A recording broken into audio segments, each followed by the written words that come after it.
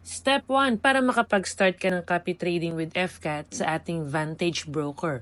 So first is mag-register ka and mag-verify ng iyong account. So ang kakailanganin mo is itong QR code na nasa harapan mo wherein pwede mo itong i-scan, or kung hindi mo naman ma-scan, pwede mong puntahan itong nakikita mo, bit.ly/fcat-vantage. So pag tinype mo to sa browser, all caps, ibig sabihin lahat malalaki. So try natin.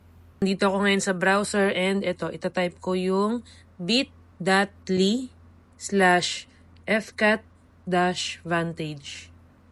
Yan. So, pinakamadali is itype mo to sa browser or pwede mo ring hingin yung link sa amin. And then, mareredirect ka sa page na to. So, dito makikita mo, open live account. So, dito sa pinakataas, makikita mo yung nakalagay, Vantage Referrer FCAT Official. So, ibig sabihin, nakakonect ka sa aming link. All you have to do is fill out ito ng iyong first name, last name, email, password, and confirm mo lang yung password mo, yung phone number na ginagamit mo, and then mag-OTP ito or magsisend ng code sa iyong nilagay na phone number. Once na okay na lahat, check mo tong I am not a US resident and I agree to Vantage na terms and conditions, and then create account. And then you're all set. So nakalagay dyan, thank you for signing up. Pwede mo ring i-download yung ating Vantage app sa App Store and sa Google Play. So after mo mag-register, susunod natin gagawin is i-verify mo yung account wherein mag-upload tayo ng ating ID para ma-verify na sa atin yung account. So all you have to do is i-log in sa client portal itong account mo. Just go to vantagemarkets.com. Yan. So, click mo tong login sa baba. And click login.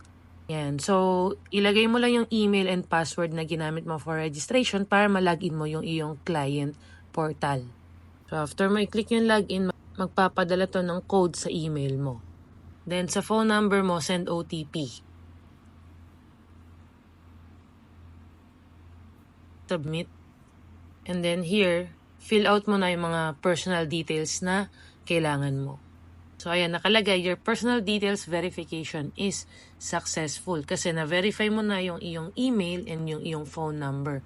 Now, ang gagawin natin is mag-upload naman tayo ng ID. So, close mo muna yan. Yan. And then, ito makikita mo sa taas, identity verification. Click mo yan. So, fill out mo lang din yan. Here, mag-upload ka ng ID na meron ka. So, for example, meron kang passport, PhilHealth, UMID. So, kung nasa ibang bansa ka, pinakamadali mong magagamit is yung iyong passport, no? And, dalawa yung kailangan mo dito, isang ID for verification, isang ID for proof of address. So, yung sa proof of address naman, ang gagamitin mo doon is yung Philippine government issued na may address mo. Okay? So, let's say ito, Philippines. Gagamitin ko ay passport. And then, upload mo lang.